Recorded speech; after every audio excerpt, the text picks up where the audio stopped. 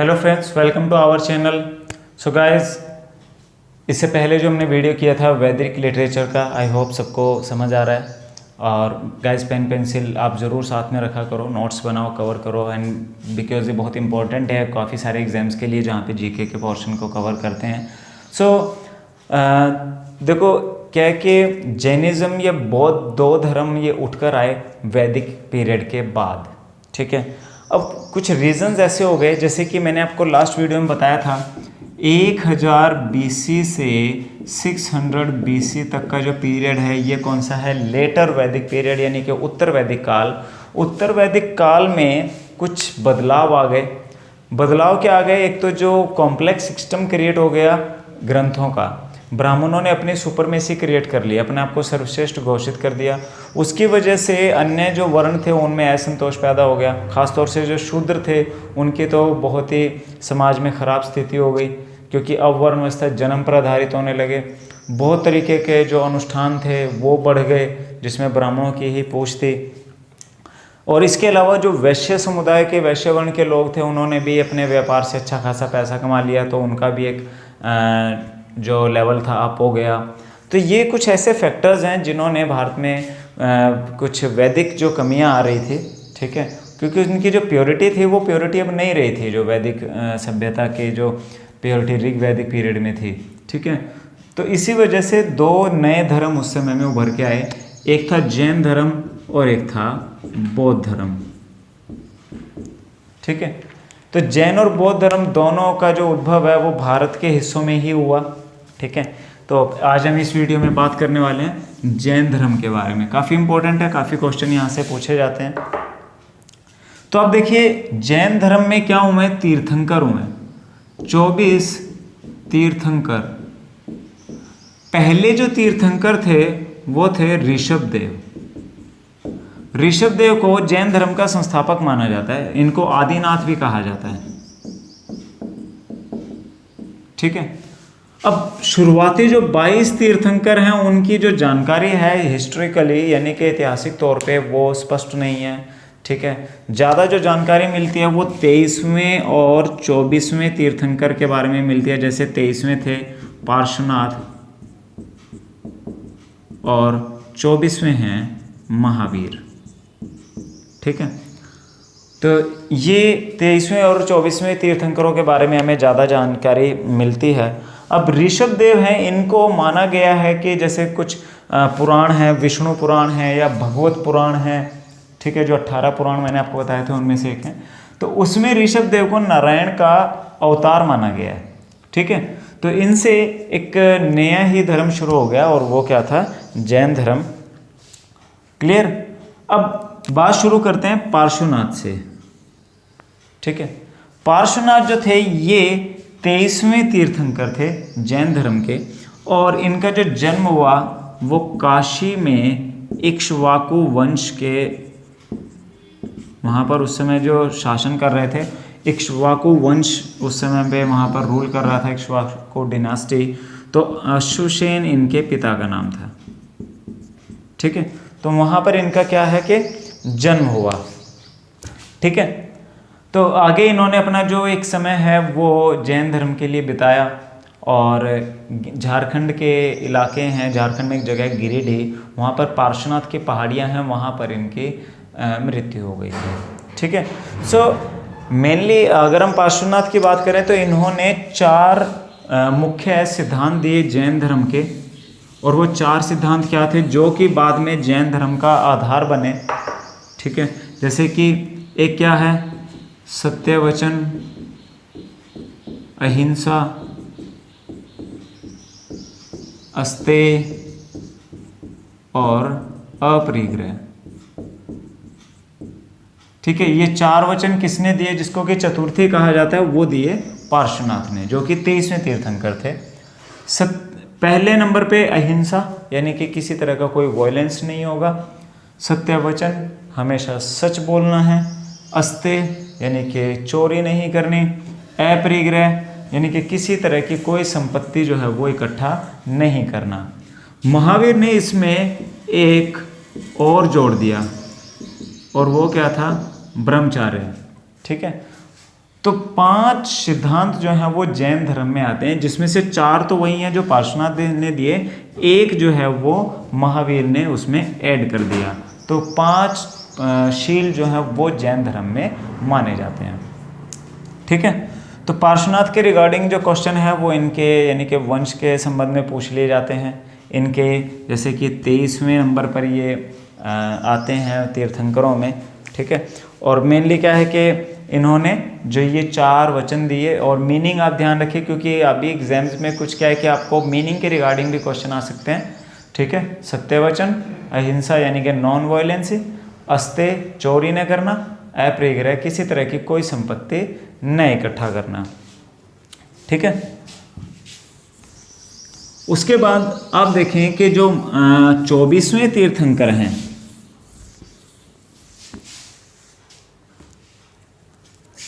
24वें तीर्थंकर थे महावीर।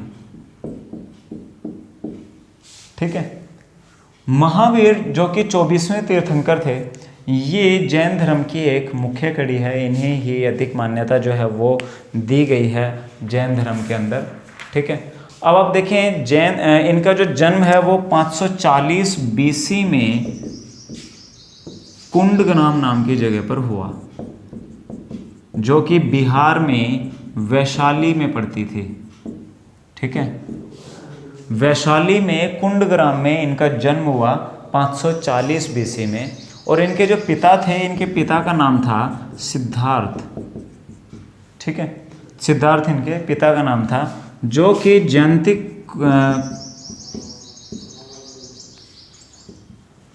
इनका जो कुल था वो था जंत्रिक।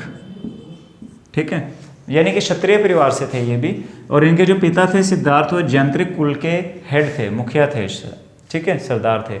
इनकी माता का नाम था त्रिशला। ठीक है, जो कि लिच्छवी के जो राजा थे चेटक, उनकी क्या थी, बहन थी। ठीक है, इस वजह से जो महावीर हैं इनका रिश्ता हर्यक वंश के एक शासक बिंबिसार से भी पड़ता है। ठीक है, क्योंकि बिंबिसार चेटक के दामाद थे। चेटक की बेटी का नाम था चेल्लना। चेल्लना की शादी हुई थी बिंबिसार से, तो इनका अब महावीर की मदर जो थी वो चेटक की बहन थी, यानी ये मामा थे, मामा की बेटी चेल्लना थी, तो इस वजह से उनसे क्या है, रिश्ता इनका पड़ता है। ठीक है, उसके बाद आते हैं इनकी पारिवारिक जिंदगी में। पारिवारिक जिंदगी इनकी जो शादी हुई, ठीक है, अब इनकी शादी जो हुई थी वो हुई थी यशोदा से। अब यशोदा जो कि आगे उनसे इनको एक बेटी भी हुई, उनकी बेटी का नाम था अनुजा प्रियदर्शनी।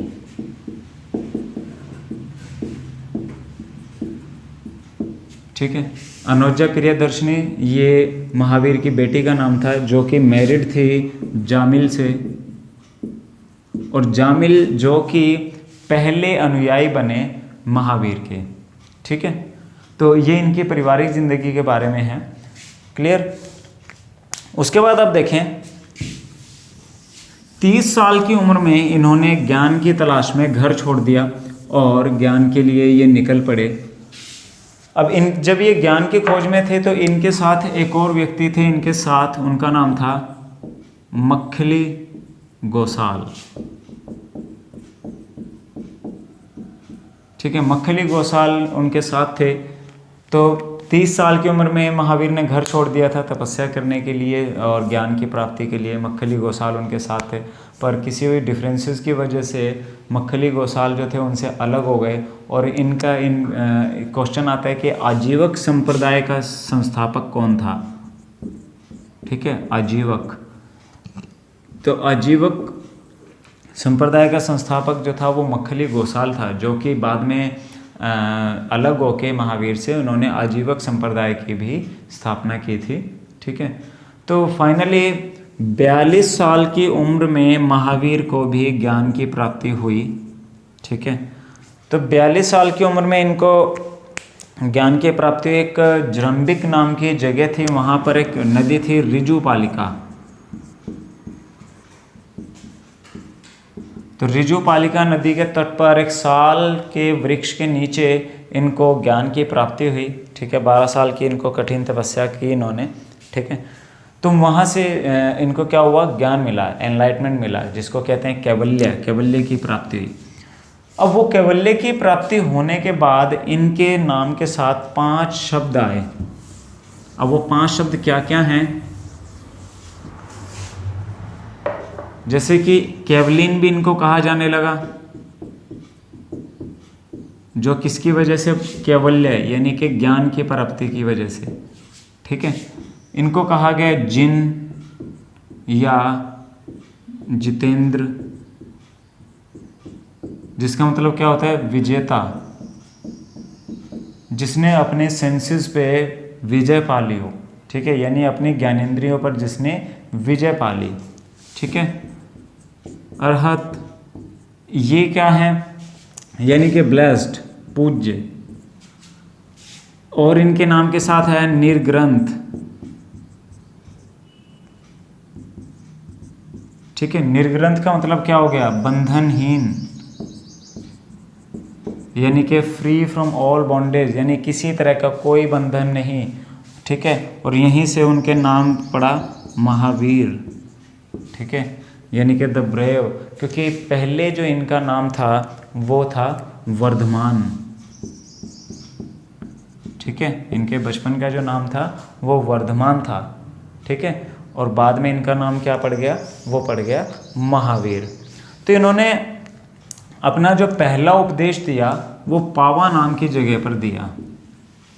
तो इनके 11 शिष्य थे, जिनको कि गंधर्व कहा जाता है, गंधर्व, जो कि कितने थे, 11, ठीक है। उनमें से आर्य सुधर्मा नाम का एक गंधर्व था, जो कि महावीर की मृत्यु के बाद भी जीवित रहा, और यही बाद में जैन धर्म का मुख्य उपदेशक बना, जिसको कि थेरा कहा जाता है, थेरा बना, ठीक है। तो महावीर की जो मृत्यु है वो 468 बीसी में हो गई, 468 बीसी में, ठीक है। तो जन्म हुआ था 540 बीसी में और मृत्यु हो गई 468 बीसी में, इनकी डेथ हो गई थी, ठीक है। तो ये इनका क्या है, इनकी पारिवारिक और इनकी ज़िंदगी महावीर स्वामी की रही है, ठीक है। उसके बाद आप देखें नेक्स्ट पॉइंट,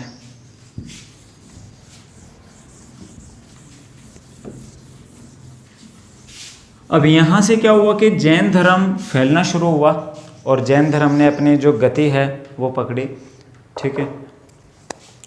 अब जैन धर्म में मुख्य तौर से त्रिरत्न पाए जाते हैं, ठीक है। त्रिरत्न है क्या, यानी कि सम्यक श्रद्धा। अब इसका मतलब क्या है कि आप राइट फेथ, ठीक है, यानी आप तीर्थंकरों में पूरी तरह से क्या कर रहे हैं, विश्वास रख रहे हैं, ठीक है। एक होता है सम्यक ज्ञान, यानी आपको जैन धर्म की जो जानकारी है वो पूरी है, या जो जानकारी महत्वपूर्ण है वो सारी जानकारी आपको है। उसके बाद आता है सम्यक आचरण, ठीक है। यूजुअली सम्यक शब्द का मतलब होता है सही, राइट, ठीक है, यानी कि आपको right faith, right knowledge and right behave, right आचरण, ठीक है। तो ये क्या है, यानी जो जैन धर्म के जो 5 शील हैं जो मैंने अभी आपको बताए थे, अहिंसा, सत्यवचन, अस्तेय, अपरिग्रह और ब्रह्मचार्य, ठीक है। ब्रह्मचार्य जब महावीर के बाद ऐड हुआ तो वो 5 शील हो गए। उन 5 शीलों को मानना, उनको अपनी ज़िंदगी में अमल में लाना, ये जैन धर्म का मुख्य है, ठीक है। इन्हीं पर आधारित जैन धर्म जो है वो चलता है। अब जैन धर्म में जो एक शब्द है, एक धारणा है, जिसको कि कहा जाता है अनेकांतवाद या स्यादवाद। स्यादवाद की जो धारणा है वो जैन धर्म में है, अनेकांतवाद की जो धारणा है वो जैन धर्म में है। इसका मतलब होता है कि कोई भी स्थिति है उसके एक से ज़्यादा फेस हो सकते हैं, ठीक है। जो डिसीजन है वो कंडीशनल हो सकता है, यानी कि भिन्न भिन्न स्थितियों में भिन्न भिन्न तरीके के निर्णय हो सकते हैं। एक ही बात के कई पहलू हो सकते हैं, यानी कि रिजिड नहीं है, वो कठोर नहीं है एक ही बार एक ही जगह पर, ठीक है, यानी अलग अलग स्थितियों में अलग अलग तरीके से उसे किया जा सकता है। ठीक है, और अगर हम बात करें प्रिंसिपल्स की, जो प्रिंसिपल जैन धर्म के आते हैं, अब जैसे आपको बताया जैन धर्म जो शुरुआत हुआ है वो वैदिक कल्चर के इम्प्योरिटी की वजह से हुआ। ठीक है, तो यानी कि एक तो इन्होंने क्या किया, फिर वेदों को और वेद से जुड़े हुए ग्रंथों की जो अथॉरिटी है उसको मानने से इन रिजेक्ट कर दिया, उसको मानने से मना हो गया। ठीक है, यानी वेदों का कोई महत्व जैन धर्म में नहीं रह गया। दूसरा, ये भगवान में कोई विश्वास नहीं रखते। ठीक है, यानी कि इनका क्या है कि गॉड की एग्जिस्टेंस में इनका कोई बिलीव नहीं है। और अगर हम बात करें नेक्स्ट, तो ये बात जो आत्मा है उसमें बिलीव करते हैं, कर्म में बिलीव करते हैं। ठीक है, जो जैन धर्म के लोग हैं। और इसके अलावा ये समानता पर बहुत विश्वास करते हैं। ठीक है, तो इन धर्मों के बढ़ने का या उस समय एकदम तेजी से फैलने का कारण भी यही था कि ब्राह्मणवाद की वजह से बहुत से जो उस समय 4 वर्ण थे, तो उन्होंने बाकी खास तौर से शूद्रों में और वैश्यों में एक असंतोष बढ़ गया, क्योंकि समानता नहीं रही थी उस टाइम पे। और जैन धर्म के, बौद्ध धर्म का एक मुख्य जो सिद्धांत था वो समानता था, यानी यहाँ सब इक्वल थे। तो इसीलिए बहुत सारे लोगों ने हिंदू धर्म छोड़ के या सनातन धर्म छोड़ के बौद्ध और जैन में वो ट्रांसफ़र हो गए।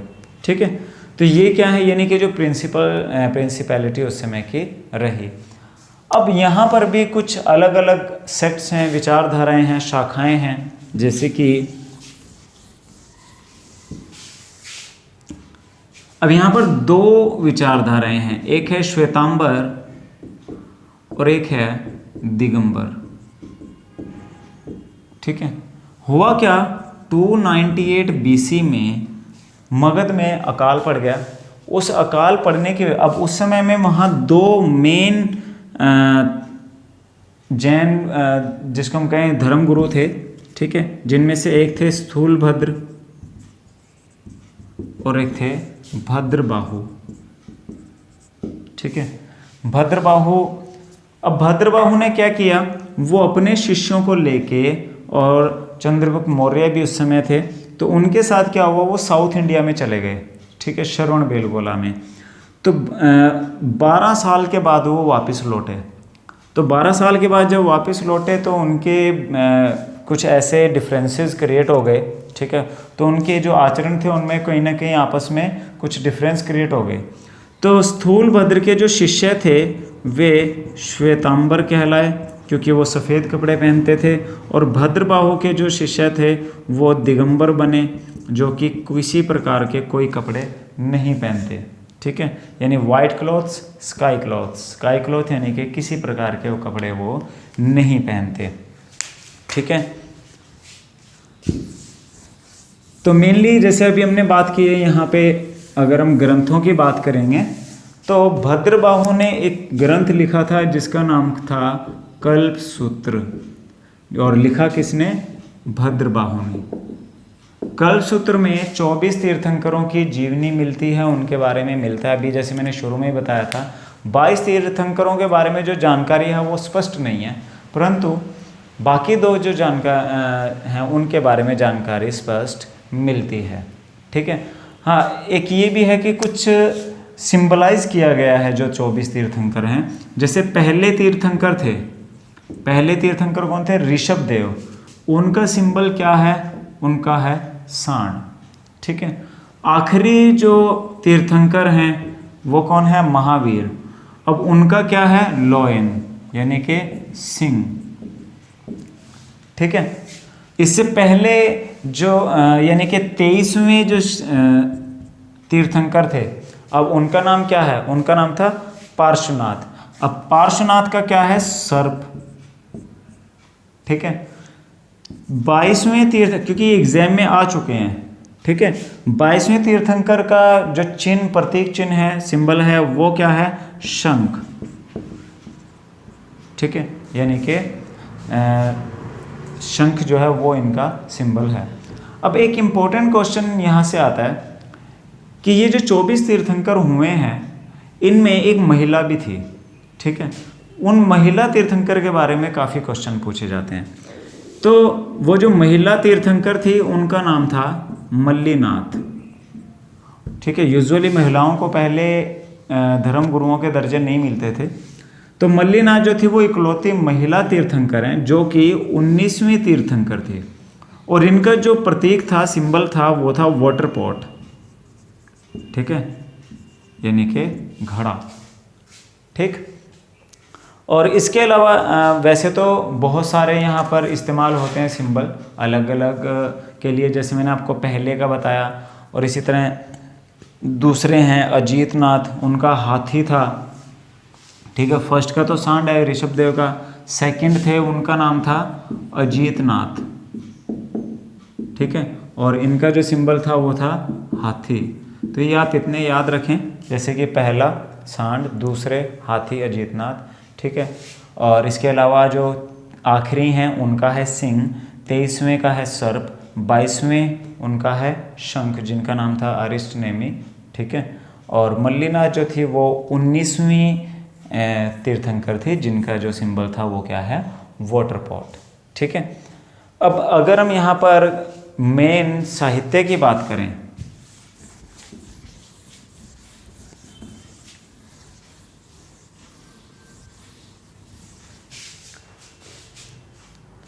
तो साहित्य की अगर हम बात करेंगे तो साहित्य यहाँ पर है, जैन साहित्य को वैसे कहा जाता है आगम, और ये प्राकृत भाषा में लिखा गया है। ठीक है, जैन साहित्य को क्या कहा जाता है, आगम, और ये प्राकृत भाषा में लिखे गए, या इनको अर्धमागधी भी कहा जाता है, अगर कहीं एग्जाम में आ जाए अर्थमागधी।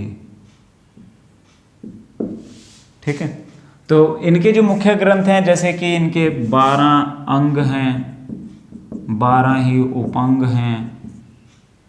ठीक है, तो मुख्य जो हैं इनके 12 अंग हैं और 12 उपांग हैं। ठीक है, इसके अलावा मूल सूत्र हैं और भी हैं। भद्रबाहु ने जो कल्प सूत्र लिखा था वो संस्कृत में लिखा, और इसके अलावा उनकी एक भद्रबाहु चरित नाम से भी पुस्तक है, उससे भी काफ़ी जानकारी जैन धर्म के बारे में मिलती है। ठीक है, जो इनका कुछ ऐसे राजाओं ने जिन्होंने इसको पैट्रोनेज दिया, यानी कि राज का संरक्षण दिया जैन धर्म को, तो बहुत सारे ऐसे शासक हैं, जैसे दक्षिणी भारत में गंग वंश था। ठीक है, कदम्ब वंश था, या राष्ट्रकूटों में अमोघ वर्ष। ठीक है, ये जैन धर्म के मानने वाले हुए हैं। इसी तरह चंदेल, ठीक है, चंदेल भी क्या थे, ये भी जैन धर्म के फॉलोवर थे।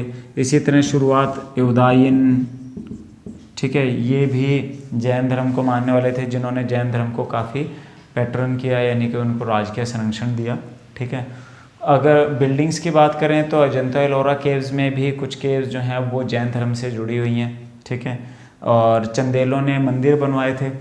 ठीक है, खजुराहो के अंदर, खजुराहो में जो मंदिर हैं जो कि चंदेलों ने बनवाए थे, जो कि जैन मंदिर हैं। इसके अलावा और बहुत सारी ऐसी जगहें हैं जहाँ पर जैन मंदिर बने हुए हैं, या गुफाएं हैं। ठीक है, गिरनार के अंदर मंदिर है, या बहुत सारी ऐसी गुफाएं जिनको कि गुम्फा कहा जाता है, जैसे कि हाथी गुम्फा है, बाघ गुम्फा है, वहाँ से भी जैन धर्म के साक्ष्य जो हैं वो हमें मिले हैं। ठीक है, तो इसके अलावा इसके जो ये अंग हैं, उपंग हैं, इनको जो कंपाइल किया गया, 2 बौद्ध संगीतियाँ हुई हैं, जिसको कि कहते हैं जैन संगीति, जैन काउंसिल्स। ठीक है, हिंदी में हम इनको क्या कहते हैं, जैन संगीति। ठीक है, तो जैन धर्म में 2 संगीतियाँ हुई हैं। ठीक है, अब ये जो 2 संगीतियाँ हुई, पहली हुई थी 300 BC में और दूसरी हुई 512 AD में। ठीक है, ये 2 काउंसिल जो है ये जैन धर्म से रिलेटेड है। पहली जो संगीति है वो स्थूलभद्र उसके चेयरमैन थे, अध्यक्ष थे, और दूसरी संगीति में जो अध्यक्ष थे वो थे क्षमाश्रवण। ठीक है, तो पहली संगीति तो उस समय पे पाटलिपुत्र में हुई, पाटलिपुत्र जो कि मगध की राजधानी थी, और क्षमाश्रवण की हेड में जो हुई वो वल्लभी में हुई। वल्लभी गुजरात में एक जगह है। ठीक है, वल्लभी। इसी तरह अभी जैसे मैं गंग वंश का जिक्र मैंने आपको अभी किया था, गंग वंश जो था ये जैन धर्म के मानने वाले थे और इन्हीं के ही एक मंत्री थे, उनका नाम था चामुंड। उन्हीं के प्रोत्साहन से साउथ इंडिया में कर्नाटका में आज एक मूर्ति है श्रवण बेलगोला नाम की जगह पर, ठीक है। श्रवण बेलगोला में गोमतेश्वर की मूर्ति है, ठीक है, जिसको कि बाहुबली की मूर्ति भी कहा जाता है।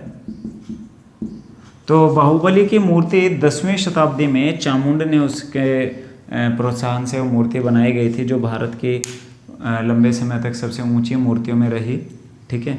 तो ये जैन धर्म से जुड़ी हुई है। जैन धर्म के जो मूर्तियां हैं वो अधिकतर मथुरा कला में बनी हैं। मूर्ति कला में दो कलाएं मेन हैं, एक है मथुरा कला और एक है गांधार कला, ठीक है। बौद्ध मूर्तियां जो हैं वो गांधार कला में भी हैं, मथुरा में भी हैं, ज़्यादा गांधार में हैं, और जैन धर्म में जो मूर्तियां हैं वो मथुरा कला में बनी हुई हैं, ठीक है। तो ये इनके क्या है कुछ इम्पोर्टेंट बातें जो हैं जैन धर्म से, या जो इम्पोर्टेंट क्वेश्चन एग्जाम्स में पूछे जाते हैं, वो सारी बातें हमने यहाँ पे जिक्र किया है, ठीक है। तो आई होप आपको ये सारी बातें समझ आई हैं। अगर आपको कोई फीडबैक है तो आप हमें कमेंट सेक्शन में ज़रूर दे सकते हैं। Okay, thank you guys.